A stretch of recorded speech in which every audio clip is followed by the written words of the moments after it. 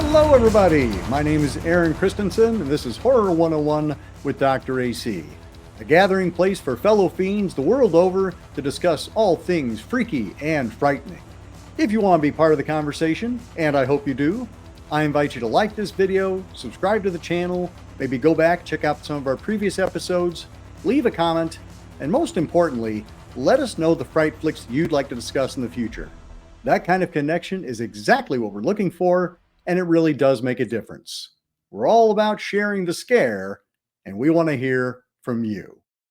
Tonight, we're jetting back to 1983 to discuss a couple of undersung gems from the heyday of the slasher boom, one a belated sequel to a groundbreaking masterpiece, the other a curious Canadian feature made all the more appealing by its troubled production, release, and subsequent obscurity. In Psycho 2, Norman Bates, once again played by Anthony Perkins, has finally been released from the mental institution where he's been incarcerated since he was discovered running around in Mother's housedress 22 years earlier. Despite trepidations about returning to the house on the hill, Norman's future seems hopeful. But then he starts seeing a certain female shape in the window, receiving ominous phone calls, and before long, the bodies start piling up. With a clever, knowing script by Tom Holland, assured directing from Richard Franklin, and a stellar performance from Perkins, Psycho 2 is much, much better than it has any right or need to be.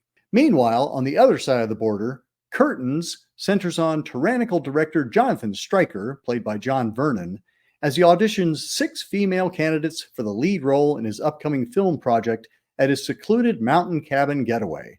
However, this is a role that people would kill for, and well, they start doing just that. Containing a curious and disjointed narrative, several stylish set pieces, one creepy frowning doll, and a hag mask-wearing, sickle-wielding killer, Curtains remains surprisingly watchable, especially when its troubled genesis is taken into account. I'm joined tonight by an incredible panel of guests, and I'm just going to bring everybody in. So let's all say hi to Ian Simmons. Hello. John McDevitt. Hey there. Matthew Amador. So excited to be here. Barry Kaufman. And Nicola McCafferty. Hello. And we're going to be talking about Psycho 2 and Curtains, both from 1983 and both celebrating a 40th anniversary this year. Thanks for coming on the show, everybody, and welcome. So we're going to talk first about Psycho 2. I think it's probably certainly the title is better known, and the franchise itself, the fact that there is a franchise, whereas there is not a franchise for Curtains. If you don't mind, let me jump over to Barry, because I know you have a dissenting voice in that this perhaps isn't your most favorite, but that's okay. I've already extolled its virtues, so you can come in with your other side. John McDevitt knows what a contrarian I am, so of course I have to rock the boat here. But sincerely, I don't know that Psycho 2 is, not to burst the bubble here, is that underrated. Because if you look at just the online sampling, if you look at even Variety at the time it came out, Roger Ebert, because I think of the heavy hitters involved, Richard Franklin directing, Dean Cundy, cinematographer, Tom Holland writing, I think that there were already expectations of something, with that kind of a wrecking crew, there. And I think that there was already sort of a positive reception in that sense alone. To me, I think of it as sort of like one of the Scooby-Doo movies, like Scooby-Doo meets the Three Stooges, Scooby-Doo meets the Harlem Globetrotters, Scooby-Doo meets Anthony Perkins, in a sense, in this one. I think the premise is kind of is so far-fetched. And I'm fine with far-fetched things. We talked about Godzilla versus Megalon a few podcasts ago, so I'm okay. But it's so far-fetched, and the character motivations are so contrived to me that it becomes comical in the rotating costume competition with, Mother Bates. Everybody getting a hold of the costume like it's a Spirit Halloween store in the basement. Not that it's all badly made, but even the replication of some of the scenes, which we can talk about, I think is really botched. Okay, cool. Nicola, can we bounce over to you? Yeah, absolutely. I actually only watched this movie for the first time about a week ago today. So I am seeing it with incredibly fresh eyes. I think I would have to agree with Barry on some fronts. I think in particular, it doesn't really stick the landing with the ending there, and it kind of retroactively casts a lot of what had been going on that was maybe kind of exciting and interesting as just kind of a you had a mother that you didn't know about kind of twist, which I guess I'm getting the spoilers out of the way really early, but sorry. But I enjoyed it. I found it thoroughly watchable. But yeah, I think it was better than I expected it to be, maybe. But that was me going in without really any expectations. Yeah. And before I bounce it down to you, Ian, I think, Barry, the reason why I think it is, I don't think I don't think it's discussed with the same reverence as other sequels like Aliens, or, I feel like it's one of those things that like people have to be reminded of. Oh yeah, Psycho 2. That's right. That was pretty good. That's true. Yeah, that is true. I think that's what I meant by, like, it's just one of those things like we kind of, plus I think Psycho 3, Psycho 4, I feel like, we kind of like think of it as a franchise versus as a sequel standalone. Ian, so you are also a recent newcomer to the Bates Motel as of 1983. And 1883. No, it's a weird history with me in this series because I love Psycho, as does, I think, everybody. I had seen Psycho 3 as a kid, but I never saw Psycho 2 for some reason. I still haven't seen Psycho 4. I never watched the Bates Motel. I did see the Gus Van Sant remake. Wow. But I think of Psycho 2. I'm going to agree with the, I guess, minority consensus, which is that I don't think this is a very good film. I'm going to disagree, and I think the ending is the strongest part of it. In fact, I think that Psycho 2's last 3 minutes is a wonderful short film preceded by a lot of a larger film that's completely unnecessary. Awesome. Complete with some of the worst gore makeup effects I've ever seen. Really? You've Ever. seen a lot of gore movies too. Yes. I don't know what was going on with that Dennis Franz puppet head in the beginning. I assume those are prosthetics, but it was so weird. And this is probably a fault of the high definition age, but there wasn't a moment, except for maybe Robert Loggia's swan dive off the stairs onto the knife, that I thought was kind of fun. But yeah. All right, let's jump over to John. I have a lot of thoughts about Psycho 2. I certainly take it as a film that I guess is its own thing.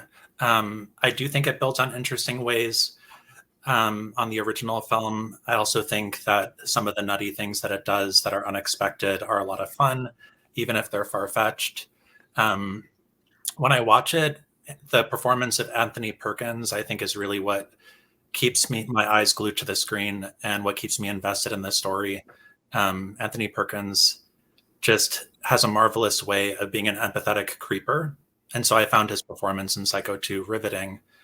I also agree with what Ian said about the ending of the film. It's very much a tonal shift from everything that came before. There's something kind of gleefully deranged, like humorous in a very demented way about that finale. Just how quickly Norman gets back into the swing of things. Nice choice of words.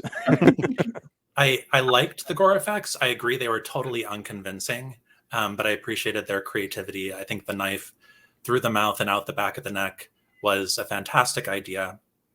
There was sort of like a weird chunk of the neck that lifted out when the knife protruded. That definitely made it look very fake. Yeah, I don't know. I thought it was a fun film. I thought that Anthony Perkins gave a phenomenal performance, and I enjoyed the twistiness of it as well. I like the parallel between the young woman and her mother and the way that she refers to her as mother.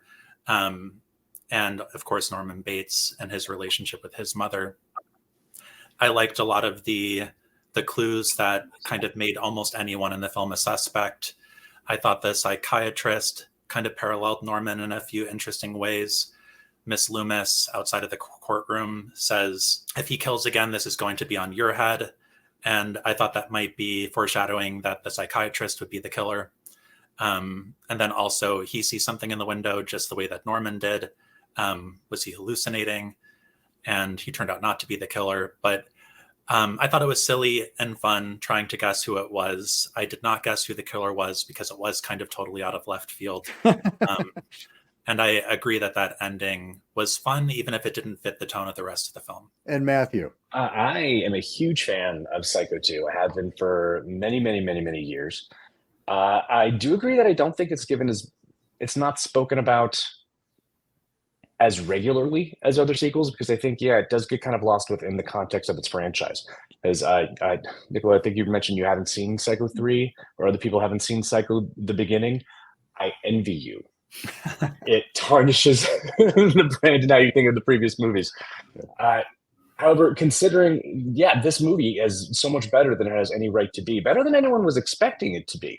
Considering that this is 83, we're talking about the context of slashers at that time, and people frequently not really talking about Peeping Tom, but thinking of Psycho as being like the first slasher.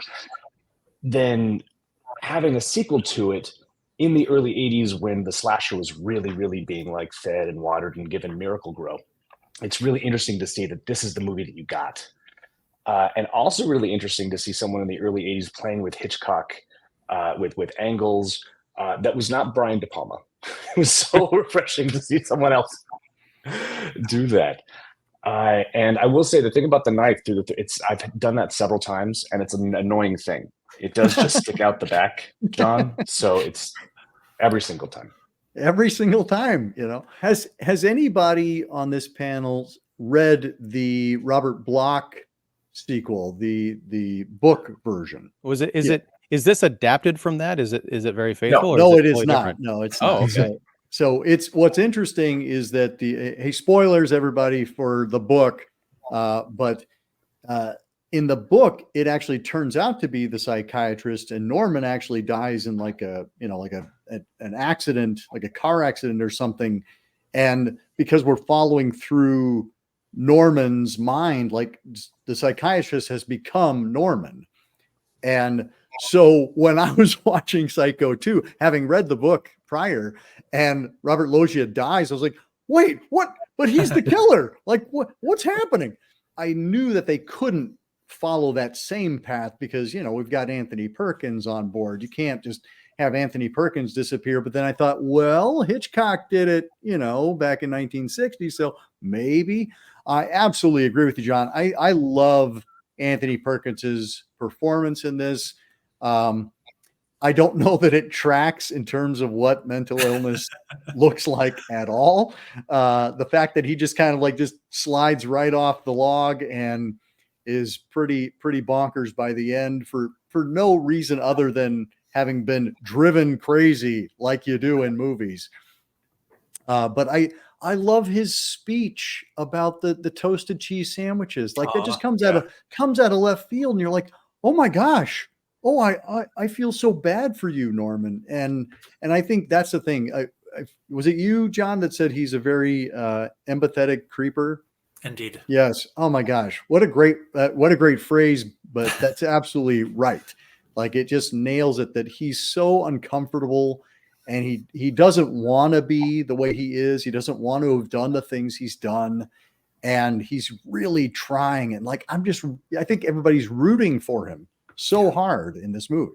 There's a lot of love for Anthony Perkins' performance in this movie on this panel. I'm going to stick my hand up and my neck out. I didn't like it. I would say as the movie goes on, I liked his performance less and less because he does slip more into the madness. But I like Perkins' portrayal of Norman Bates in the original Psycho. He was a disturbed young man, but he very much wore that mask of kind of, being kind of awkward and shy, but being personable and someone that you wouldn't necessarily be afraid of. in this movie, I don't have any context for what was going on in that asylum over the 20 years or whatever, but he's a completely like weird kind of disheveled, nervous wreck during most of the movie.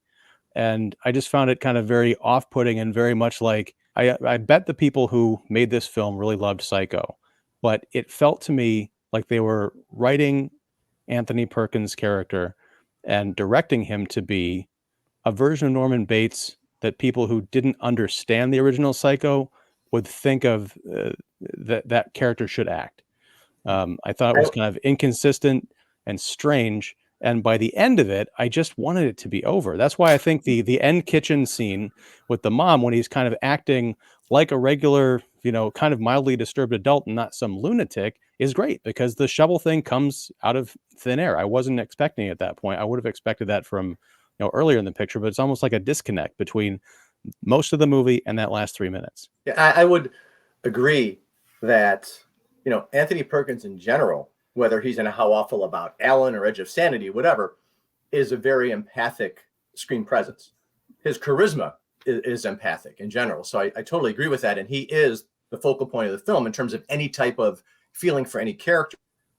Because in this film, the problem is, Alfred Hitchcock in Psycho, knew that you had to identify with the character. You had to become emotionally involved with them. And that's where the shock and horror came from. And that was the masterful thing he did in Psycho. There's only 2 killings in that film, and they're both incredibly shocking. Of course, the Janet Leigh killing is probably one of the most shocking in cinema history. My mother went to that film, and she said she was pregnant, and she went to the hospital because she had a miscarriage.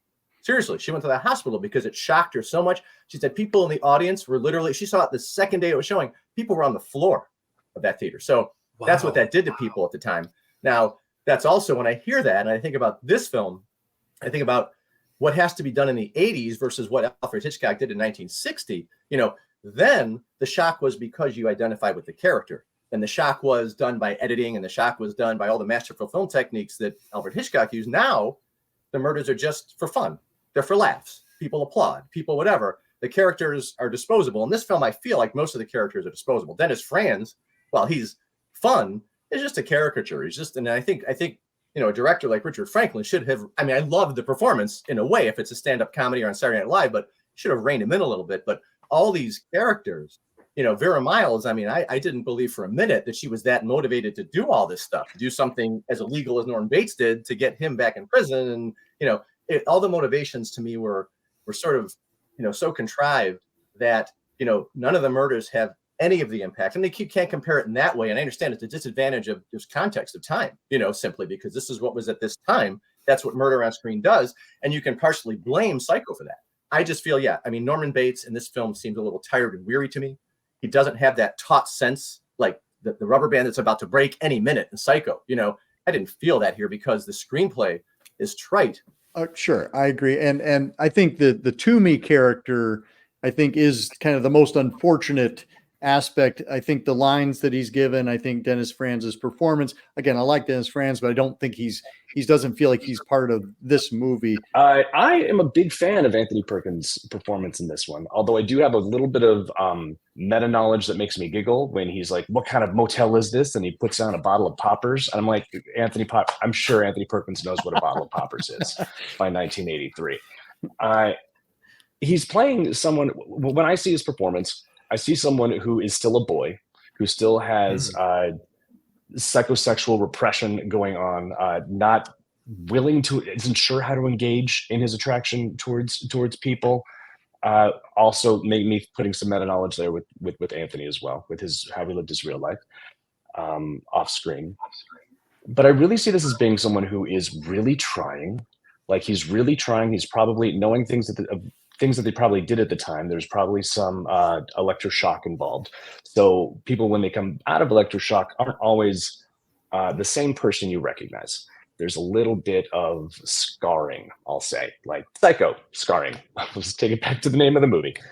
So I'm seeing him as someone, I'm really believing his performance of someone who is just held back, almost like someone who was developmentally disadvantaged, as if it wasn't just him just having like a mental breakdown, as if there was actually something that was cognitively and developmentally awry in his body. It's interesting to see him, for me to see him try to approach something and then back away and then try it and then just fumble. Like it's almost like someone who's trying to hold a cup with no thumbs. He just doesn't quite know how to hold on to relationships around him. Looking at it through a slightly different lens, Psycho, the original film, the sequel, of course, are flawed depictions of mental illness. And at the same time, I really love in Psycho 2 the way that Anthony Perkins performs an anxious character. And I think his anxiety is palpable. It creates tension for me as a viewer. The scene with the order wheel in the restaurant, just knowing that eventually it's going to come to that note, I thought that was incredibly tense. I thought that Norman's reaction to it was powerful. Like it was difficult for me to watch as a viewer. Seeing the friar kind of spew oil, like all of that was something that I felt intensely as I was watching the film. I will say that the least convincing part of the performance is really a flaw of the script. And this goes back to what Ian was saying about just Norman going insane again in the final act of the film. That did seem to kind of come from nowhere. I didn't totally buy that shift in his character arc. Yeah, I also want to kind of talk a little bit about that scene that you just brought up, John, because I think he has one of the best line deliveries, like maybe ever, when he says, "Well, I don't kill people anymore, remember?" He's like so buttoned up and like almost boiling over in that moment and like keeping it under wraps really well too. And I think I agree also with some of what Matthew was saying, that we see him like at war with himself. We see the sort of like split nature of the character a little bit more here in a way that I think makes sense for like 20 years down the line. We don't know, what has happened in the intervening years, but that he's like much more uncertain maybe than he was before. And also we see this sort of like childlike thing with him where like, the minute he's back in the house, he's seeing sort of flashbacks of his childhood.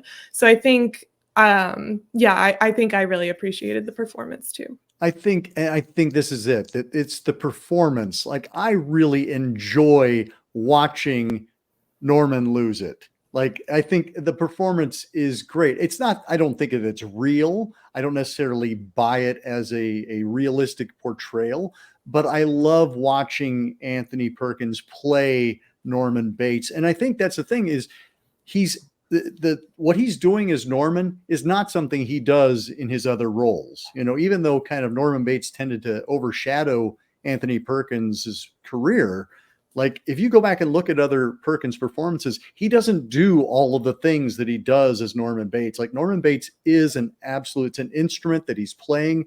And I think he does it so well. I love like at the very end where he's on the phone and he's kind of gone, and Meg Tilly's like, "I'm standing in front of you." And he's like, So one thing that I think was that really stood out to me that was also Hitchcockian in this movie was on the order spinner at a diner. Anyone know the actual name? Nope. It's the wheel. It's the wheel. They call it the order wheel. Yeah. The order wheel. You see it on the other side, and then you wait until it actually gets around in front of Norman Bates' face. In that same way that Hitchcock said that to create suspense, you show the bomb, and then you show that it's under a table, and then you have everyone else dining above it. So the audience is ahead just a little bit, and everyone else, and you're watching the characters try to play catch up, and you're desperately trying to, you're desperately hoping that they will find it in time. I've seen Norman Bates as being the bomb from the get-go. We're all expecting him to blow up. We're expecting it to be him. We're so familiar with the original movie. I was, quite frankly, surprised. That's one of the biggest things, is that it's not actually him. He doesn't kill anybody until the very, very end, but you're just expecting it. You're expecting it. And it's something, I think it stands out to me that this movie, within the context of the 80s, where people were really kind of getting their bearings around what a slasher is and how ultimately you are going to keep showing up for the villain. You empathize with the villain. That's the person who you end up siding with. And much that same way, you're here for this villain. You're here because you're already, who Norman Bates is. You're already kind of on his side, and you just want to see what he does. something that what you were saying just made me think about is like, you know, we're in the perspective, like in slashers in general, I'm not just talking about in Psycho too, but like they want you to inhabit the killer. Like we're in the killer point of view so frequently in slasher films, like seeing their hands, seeing the door through their eyes, seeing the world through their eyes. So I think that's also part of the kind of like empathy for the killer, or like the return for returning to the franchise for the killer, is that's whose eyes we're often seeing through.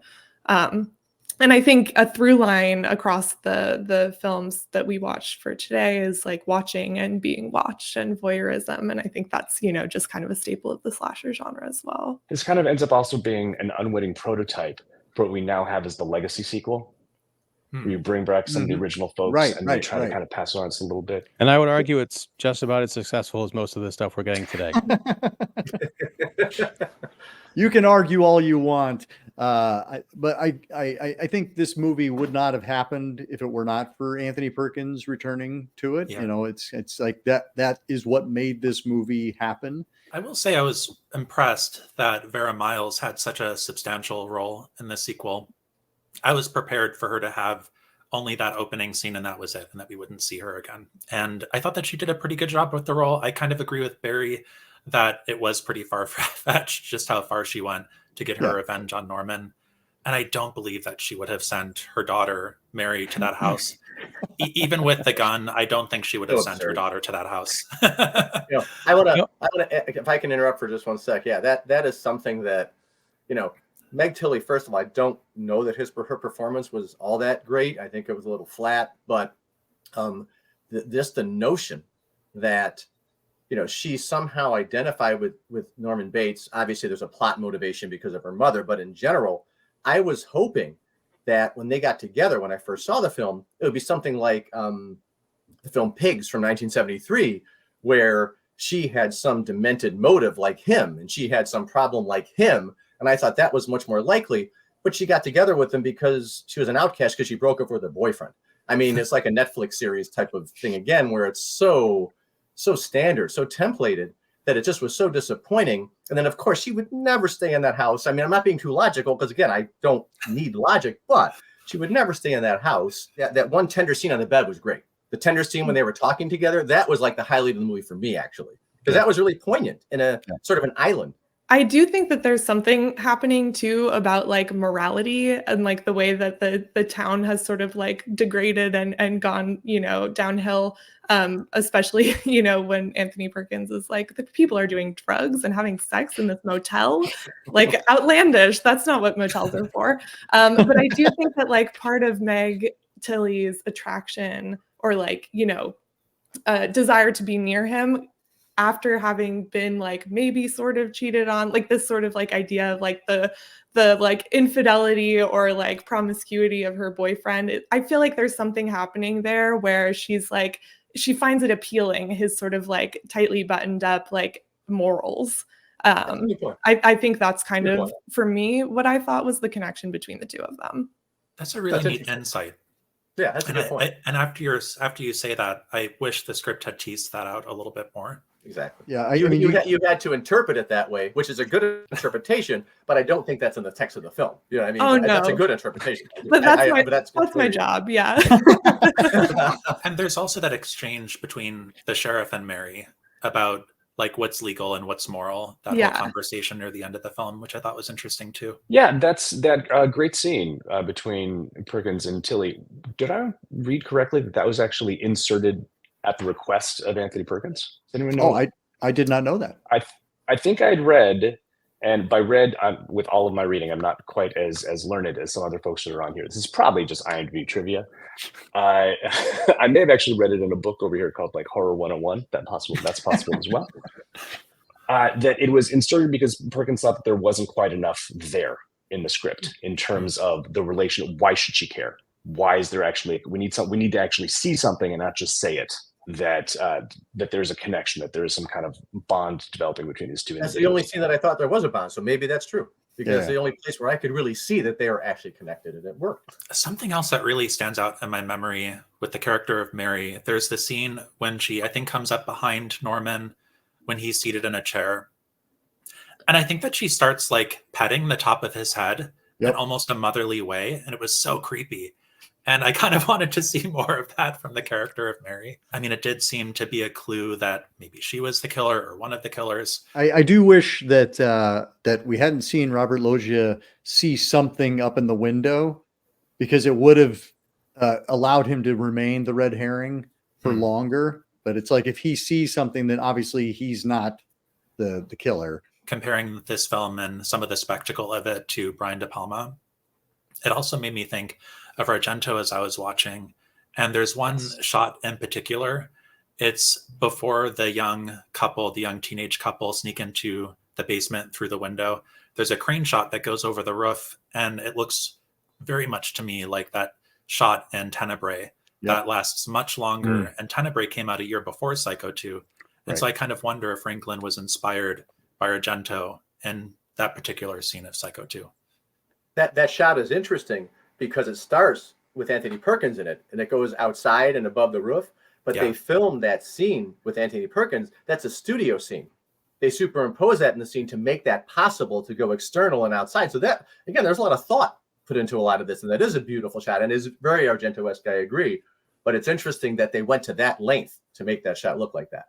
And you can kind of see the split. Yeah. It's like the edge of the window frame. But I wasn't going to mention that. I'm trying to be positive. No. And I still feel it's a success. I mean, it looks really beautiful. Yeah, and to be honest, like I wasn't certain that it was 2 shots until you told me, but there was that split that I thought I noticed. Yeah. And let's actually do a quick little transition here. You know, we'll put a button on Psycho 2, and let's draw back the curtain on curtains. Let's head up north to Canada, because this movie, you speaking about Argento, like, this movie feels like a Canadian giallo. Like, there's just so many weird touches. The characters are just bizarre. Some of the kills are just there's these elaborate set pieces that are just for the sake of the kill. This movie kind of languished in a really hard to find state for a long time. Like, it was only available on these really shabby VHS releases. And then it finally got a DVD release, but it was like on a 4-pack of like public domain movies. And then finally, like, Synapse gave it this glorious, 2K restoration, and it's available now on this great Blu-ray with lots of special features and commentary, etc. Anyway, but Barry and John, since you're going to be presenting this at Facets, I would love for you to kind of take us into the world of curtains. Yeah, I have been a huge fan of curtains ever since I first saw it many, many years ago. There's something about it. It's just ripe for so many different interpretations. And that's so exciting to me as a viewer. It just really gets my imagination going every time. I still don't entirely know what happened in that film.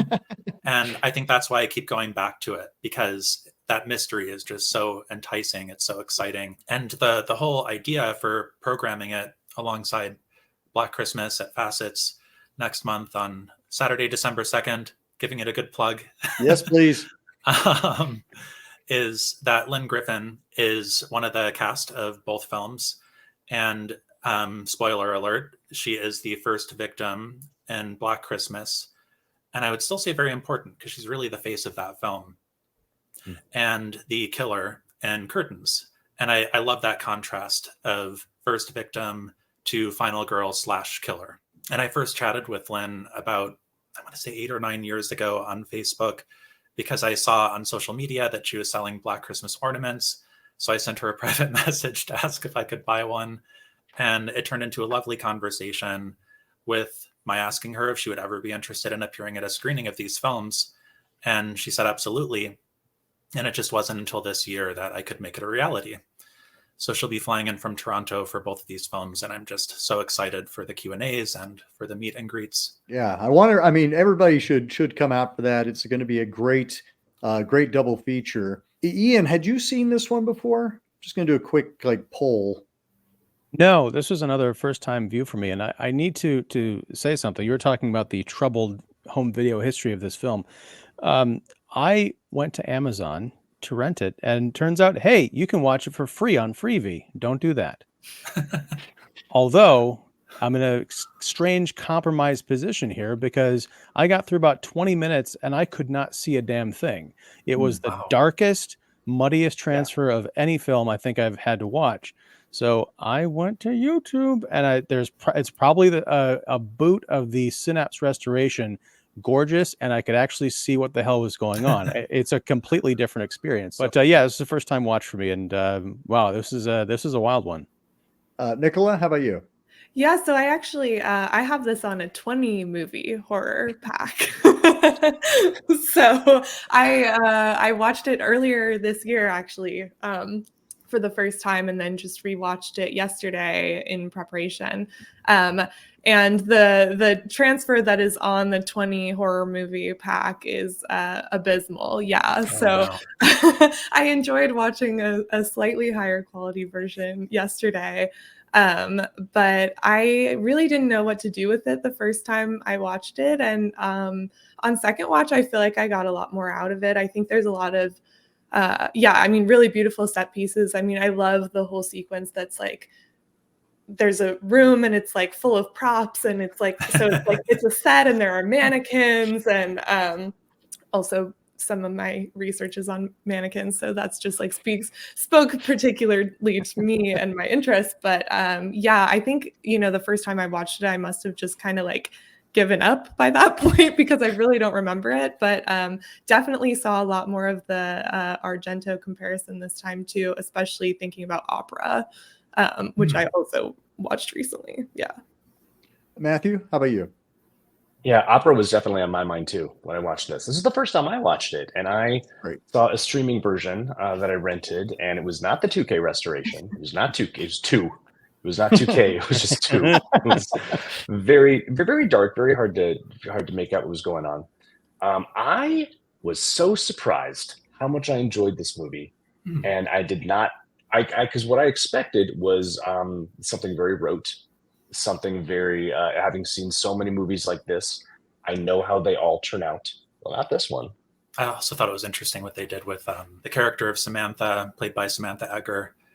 I love that Jonathan and Samantha, their names reflect their names in real life, just kind of adding to the strange confusion of reality and fiction and reality in this film. Let's toss it to Barry real quick. What are your thoughts? Well, I'm older than everybody here. Well, maybe I don't know, Aaron. Anyway, let's not get I was into gonna that. say, hey, But, let's not play that game. So I saw this at the United Artists Theater in Chicago Loop on a triple feature with Bruce Lee fights back from the grave and Toolbox Murders. And I read about this film in Fangoria. Richard Ciupka is the director, and I was pretty excited about it. And I knew it was going to be good when in the titles he didn't use his own name. He used Jonathan Stryker's name, and I thought, wow, that's really weird, because I know that's a character in the film, and certainly this film does blur the lines of reality and fantasy really well, and kind of gets you, like John said, in this mindset of what is going on? I'm so disoriented, and I love that about the film, and I also thought it was brilliant at the time that it was all about, obviously the male domination of entertainment and Hollywood, and how women are treated, and they had this old hag chasing these young women, kind of reminding them that we're coming after you because when you're like this, you ain't going to get no roles, sort of thing. And it was like, I think the film was brilliant in the use of all of these things within the subtext of the film, rather than telling you what it's doing. Like films today, like the Barbie film will tell you that it's a feminist film, and that's okay, but it tells you, it's letting you know it's doing something really good. This film is doing something very subversive through the text of the film, through the characters, through the use of the killer, through Jonathan Stryker's character, through how he tells Samantha Eggar, what are you going to do when you look like this someday? That kind of thing. It's so cruel. And the film is so dark and so cruel and literally dark. The film, the direction and the cinematography, I love it, because so many films are such high key lighting and overlit. This film is underlit beautifully, I think, and so understated in that way, and is visually arresting with its compositions and its theatrical curtains, and its settings, and that little the doll we can talk about, all that sort of stuff. And it's so visually arresting, but it also really does make a powerful statement. And I don't want to spoil it, but the ending, I love endings that end up in an insane asylum. I love it. That's the best ending. The Severed Arm is one of those that I love. Those kind of movies that end up there. you know they're going to be good because they don't have happy endings. They're trying to tell you something, and they're giving you the message, and they're uncompromising. And I love this film because it's an uncompromising horror film. What you said about the darkness, one of the most, like, it really does play with that light and shadow. Like, we spend so much time in the dark, and then we have that amazing scene out on the pond where you're just like, it's broad daylight and just like, it's almost blinding, coming off the snow. And then you have that, I mean, it's an image unlike, and I think this is great, kind of call back to Argento, is you have an image of a killer that you've never seen before. Like the idea of this hag with a sickle on ice skates. You're just like if you, as I speak those words, I'm like, that's ridiculous. It's a mad and lib. Yet you just finished a mad lib for us. But it works. It works. But it's terrifying. It works so well. It's definitely a contender for one of horror cinema's scariest masks, I would say. I love what both of you are saying and what you said, Barry, about the subtext of the film. Because Stryker, in the opening of the film, I mean, he abandons Samantha at the asylum, disposing of her, so that he can cast a younger woman in this part. I won't say that it's a feminist masterpiece, but that it does kind of engage with those questions in a thoughtful way, in a powerful way that kind of shows some of the ugliness of that experience. Well, what I find fascinating is the assemblage of candidates for this role are so diverse. They're just calling in anybody to see what works, if anything works. The fact that he's got an older actress, he's got a comedian, he's got an ice skater, he's got a modern dance. I'm just like what is this movie, Audra, where all of those skill sets are interchangeable? I think this film really does encompass the desperation of actors and the competitive nature of acting as well, and that it's really it's so glorified and so we lionize it and say, oh, isn't it wonderful to be a famous actor? But the things you have to do, particularly as a woman, who says the line? Is it Lynn Griffin who says, "Have you ever wanted something so badly you do anything for it?" Well, me, I want to be an actress. That's her, right? So that's the hint. But it also is a very unfortunate truth that this film really addresses directly. Yeah, I think that there's something really interesting here happening with like gender and tropes of madness too, because we see like sort of the desperate situations that these women are put into, and the kind of like compromises that they have to make or want to make. I think coercion obviously is like hovering around the edges here, but it's kind of hard, I think, also to see what people's true motivations are, because the film is so obsessed with like obfuscating any sort of access to truth. But yeah, I think it's interesting that like we have that on the one hand, this sort of commentary about the casting couch, or what women in the industry have to do to get parts, aging out of parts, things like that, being painted as hysterical. And then on the other hand, we have like in some ways doubling down on that hysteria. So I don't know. I don't really know what to make of all of that in the context of the film, but I think it's interesting also, put up against Psycho 2, thinking about different kind of tropes of madness and the position of the asylum across both of them. Just because you can, like nowadays, we would probably have a conversation where we can say, just because you name it doesn't mean that you are absolved from responsibly talking about this. It does almost want to have its cake and eat it too, in terms of, oh, look, we're being very, very sensitive. Also, it's this far away from women be shopping. Yeah, well, and doesn't at the beginning, Patty is Lynn Griffin's character's name, right? She says she's like making a joke about like, oh yeah, all 6 women who are up for this part, it's going to be a bloodbath. And we know it's not a joke, but that's also like playing up like the sort of cattiness of women there too. Yeah, the Lynn Griffin comedian thing, I think that is a brilliant. Again, this film has a really is well structured. And her starting off with her stand-up comedy act and then finishing off the stand-up comedy act eternally in the asylum is such a terrifying notion, probably for people who are in stand-up comedy too. But I mean, it's such a terrifying notion, and it's done so well as like a frame for the film. And that I just love the structure of the film in that way. You know? Yeah, she wrote Yeah, that it was that improvised. monologue. And I love, Barry, the way that you described it as eternally performing that stand-up routine, because it really does feel that way when you watch that final scene. You're suddenly kind of existing out of time. This is some strange purgatory where she will be forever. Ian, you and I have talked for like the past 3 years about, Giallo. Like, does it feel like a Canadian Giallo to you? I mean, there are elements to it, sure. I wasn't quite on board with this movie until a very, definite point, and it's certainly after the ice skating part. I just, putting it in the context of like sort of an Argento piece, that kind of makes sense, but I don't know that it excuses it, because I'm thinking about the reality of the scene. Let's just assume this is all happening in real life and not the fever dream of a locked up comedian. The girl's out on the lake and she's got the music going. Music stops. She finds this doll and she doesn't hear the killer, who's ramping up from like several dozen yards away. You can hear that coming at you, but it's a surprise apparently. And then when she's trying to get away from the killer, she puts up the doll. I laughed out loud. I'm like, this is the most ridiculous thing I've seen in years. It's on balance, it's kind of a cool, effective idea. And I agree, the mask is terrifying. And I did love that that session where John Stryker is kind of putting it all onto Samantha about, her aging out and all that. That's some really powerful stuff.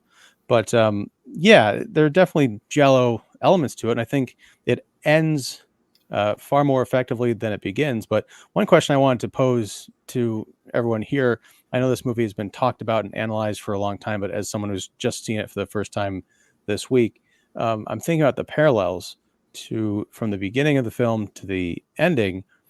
Was that whole thing with Samantha and Stryker ever real, or was this an inmate in an asylum named Patty who was coming up with these fantasies about being an actress and auditioning, and this weird plot involving an aging actress that maybe she had seen in real life, but she's kind of projecting herself into this asylum? Did any of that happen?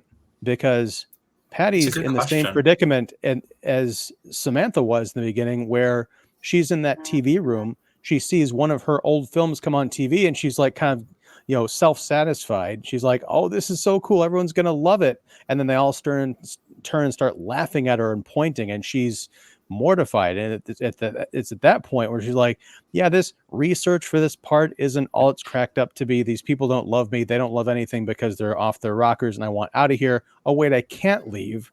That speaks to, I think, some of what Patty might be going through at the very end. Well, Ian, let me just say that's why I love this film, because you don't know and you don't have to know. It's sort of like Let's Scare Jessica to Death, that kind of a thing, where you're sort of you feel like in the film you're in somebody's mind in a way. You're like in the windmills of somebody's mind, and you're getting to these points where you're so disoriented because would he really leave her? He's so cruel to leave Samantha Egger in this asylum and then, sort of forget about her. And then she's mad. She goes mad because of the influence of the asylum. And maybe she's in this asylum and these are people that she's encountering in this asylum, So I think the wonderful thing about the film, what's horrifying to me, is that you don't know, and that it does feel like something that's concocted in some kind of really twisted mind, or a mind that's losing its, again, the blurring of reality and fantasy, like Let's Scare Jessica to Death does, is very similar in this film to me. And that's why I think I gravitated towards it, because I like films that don't answer the question. Well, and I'm hoping that if and when I watch this again, maybe that perspective will carry me through, because there's one too many, and by that I mean one of these fake outs with Stryker committing Samantha to the insane asylum. Oh wait, it turns out they're in on it together. There's a scene where a prowler is stalking a woman in her apartment. Oh wait, it's this weird rape fantasy. I'm just like, I don't know what's going on here. I don't know if the filmmakers do either, frankly. But I have to think that if this is all Patty's imagination, then it starts to make a bit more sense. Whereas if it's not, then I have questions about holes. For example, the director of the institution says, okay, yes, you can stay in this office alone with the woman who just reached out and tried to stab you with my letter opener or whatever. I'm just going to wait outside with no orderlies. Oh, by the way, I can clearly hear her cackling loudly in triumph, getting one over on me through these very thin walls. What? Well, and really quick, Canadian politeness. Canadian politeness. That's just what they expect. Sure. Yeah. Yeah. Eh? well, there's something that hasn't come up yet, and I'm going to just mention it. But this movie had a very troubled production. Yeah. In that Richard Ciupka directed it and he finished it, and then producer Peter Simpson, who did the Prom Night movies, he was just like, "This, you gave me like half a movie here." And so Peter Simpson goes back with some key cast members and reshoots a year later and like tries to piece together things so that it's a more satisfying film for him, at least. And so when you look at the credits and it says Act 1, Act 2, that is the first shoot, and then it's the second shoot. And that may help answer some of the reasons as to why it's so completely wackadoo and why it feels very disjointed. But the fact that it works at all is kind of astonishing. Yeah. But that's kind of, you know, the backstory on this movie is that Peter Simpson was just like, and that's why Richard Ciupka uses the pseudonym of Jonathan Stryker, is because he's like, that's not my movie. And Peter Simpson's like, well, it's not my movie either. So they settled on the on-screen director as having directed the movie, which I think is hilarious. And it's also incredible that it works that well as like a meta commentary, with also just like in tandem with the, like, you know, you pull back the curtains and then what you have is more curtains, right? Like that's kind of the narrative structure that we're talking about. Exactly. But like, and we've already talked about kind of like the way that the film interacts with, you know, acting and being cast. But I think it's also so much about just like the experience of the cinema, like watching movies, like what is real when we're so taken up by a film. Can we differentiate between the real and the unreal? And I think, you know, movies love to do this. Movies love to be about movies, but I do love the kind of like the framing device literally of the curtains, and then that they like use this sort of like troubled production history to the advantage to kind of like emphasize or like, you know, underline what's happening there thematically. I think it's so weird and it works so well. Hey, see, I gotta ask, you have the Synapse release, right? Yes. The Blu-ray. Okay, tell me, please, because if you can tell me this is true, I will order that thing right now. I will pause the show and do it. Do they have perhaps the original hut that was then kind of shaped into the final film? Because that'd be amazing to see what Simpson saw. He was like, this is unfinished, because I'm having a hard time imagining what half of this movie would look like. Right. And they don't have the original cut, but they do have extensive interviews with Peter Simpson. They have him on one of the commentary tracks, and he is just kind of like, he's very boom, boom, boom. Like he doesn't pull any punches. And so he talks about what wasn't there and what he put in. So it becomes very clear as to what his additions were and what his changes were. Did Michael Wincott ever have any lines? Michael Wincott is like the great. I'm just like, what is he even doing in this movie? Haunting the edges of the screen. One day I'm going to be in The Crow, and then you'll remember me. Ian, one thing that you actually just made me think of just now, in terms of the narrative structure and what is reality, what is not, what are we believing this narrative to actually be? Is it a straightforward narrative? Is it all constructed? The fact that there are actual curtains and we're going into a movie screen to begin with kind of plays with that notion. It reminds me a lot of right now of Mulholland Drive, the way that so much of it is constructed, and then at the very, very end you get the cold hard truth of what actually happened. Wow. And if the cold hard truth, because what I was originally thinking was, you know, we see her at this actually, oh wow, this is all going together. I like this. So when she's telling the monologue to the other folks in the institution, in my mind, I was like, well, was that what she was actually doing in the beginning as well? Has she always been doing this? And then did she break out and then find a way to, I don't know, she's got a really good agent. Some people do that. Some people land an agent really quickly. But I do like the notion that she's always, because there's certain threads that also get dropped a little bit too, which could be to do with production. It also plays into this, the way that we can read it now. Specifically, when Samantha has escaped and she's talking to someone who has been her accomplice to help her. A mysterious escape. woman in the bed. Yes, who is that person? Who is that? But it reminded me very Exactly. much of a moment from Mulholland Drive when they're like, why did you not get the role? Oh, because there's a conspiracy amongst the executive producers. This is who is cast. We decide who will be the next it girl. We decide this. So it kind of builds on that similar kind of conspiracy that you don't quite get to understand, because that's not where her narrative is coming from, where her fantasy is spinning out of. You know, the more I think about this, the more I think this was all in Patty's head in the institution. I think she saw Samantha on television, or has been watching her for years, and this is an actress that she kind of admires and imagines that if she were in Hollywood, she would have to go through to get to this Audra part. Because Patty really, my recollection, she's the only one who gets a real hero moment with John Stryker. That scene kind of on the stairs where he keeps needling and pushing her, and she bursts out of her skin. He's like, that's Audra right there. Yeah. Everybody else is sort of broken. Like when he sleeps with, I don't remember if it was the ice skater girl, but it was one of the actresses who ends up crying in bed. He just kind of goes and does the deed and then he leaves, and she's, crying. Everybody else just kind of ends up dead, or is just kind of, timid, or they're all very kind of cutthroat with each other. Patty is, she's the wry comic. She's the one who's kind of above everything and at a distance. And I think that's in her head. She is the hero of her own story, even if it's just a story wrapped up in madness performed for lunatics. I really like the staging of that scene too, the confrontation between Patty and Stryker.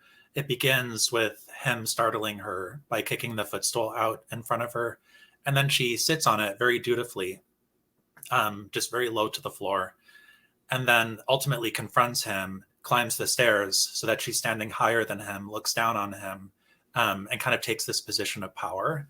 My estimation of this movie is skyrocketing, unlike Psycho 2. But something else I really love about this film that I want to make sure I don't forget to mention is the way that it flirts with queerness.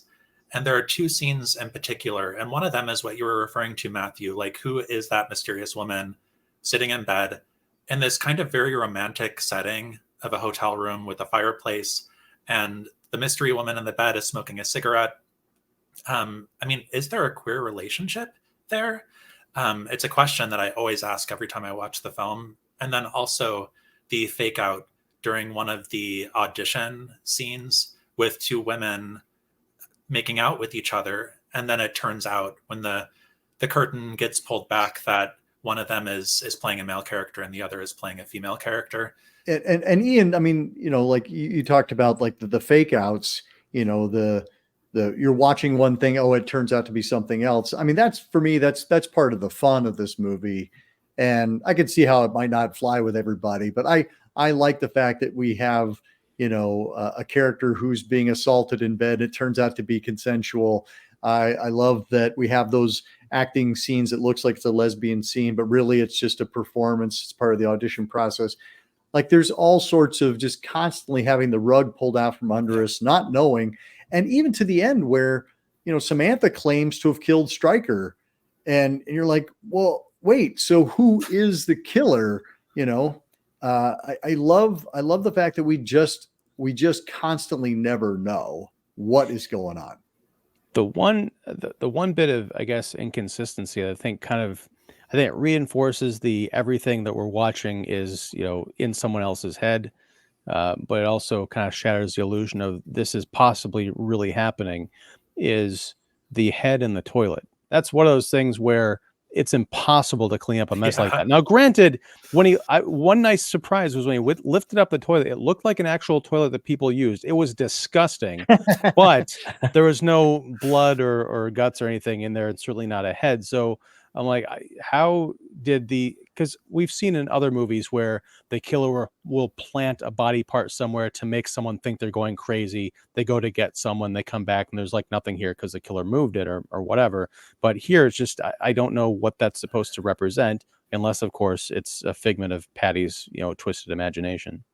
What you're speaking to is kind of helping me see a connection actually between Curtains and Psycho 2. It's that premise of people creating an elaborate and, dare we say, impossible to actually create in real life hoax to fool somebody. I mean, it happens with Miss Loomis and Mary, and they're kind of just creating this strange experience for Norman of to drive him insane. And in Curtains, I think it's for the characters to trick each other, and it's for the film to trick the audience. And it kind of makes me think of similar films like Hush Hush, Sweet Charlotte, and Les Diaboliques, and just films that kind of play with these elaborate hoaxes that nobody in real life would concoct and execute, nor could they, just due to the laws of physics and whatnot. But I think Hitchcock was all about that. Hitchcock is like, let him talk about that on the way home while you're in the movie. It's exciting, it's fun. And that was what Hitchcock was all about. He's like, who cares about logic? I'm not here to do a documentary. And they're both so invested in like implicating us as the audience in the act of watching, and implicating us in this kind of like trickery and duplicity that's happening, so that we're also sort of being asked to determine what is and isn't real, and being asked to differentiate between what's performance, what's truth. And I think that that's something that, again, just to return to like that the slasher genre does so often, and these two films, like in conversation with one another, really illuminate. I can't say I put that much thought into pairing these two movies, but now you sold me on it. I think we should do a show about these two movies. Well, yeah. I mean, initially when I was thinking about, watching both of them, I was like, what are these two films going to have in common? And actually a lot. I love that they both have elements of Agatha Christie mysteries. Like these are whodunits. These are setting up red herrings. These are setting up just, you're really keeping you on your toes, which is why actually going back to The Head in the Toilet, it made me cast my suspicions towards the director. Thinking, oh, he went in there, he must have just quickly swapped it out, put it under the sink or something like that. And this is him further gaslighting and manipulating the women that are around him. Is he maybe taking his misogyny to the next level? And he's not only is he just abusing them emotionally and physically, but is he also like, well, I guess this would be an extension of physical abuse, actual like homicide towards the women that are in the house with him. Oh, wow. Well, thank you all. This has been a fantastic conversation. The reason why I love doing these shows is to hear and to see these movies through different lenses, and that definitely happened tonight. So our apologies to the internet gods for taking Mr. Kaufman away from us before we could wrap things up. But we will definitely be having everybody on this panel back again at some point. Thank you all so much. It's been delightful. Thank you. Thank you. Thank you so much. Until next time, keep searching, keep exploring, and keep sharing the scare.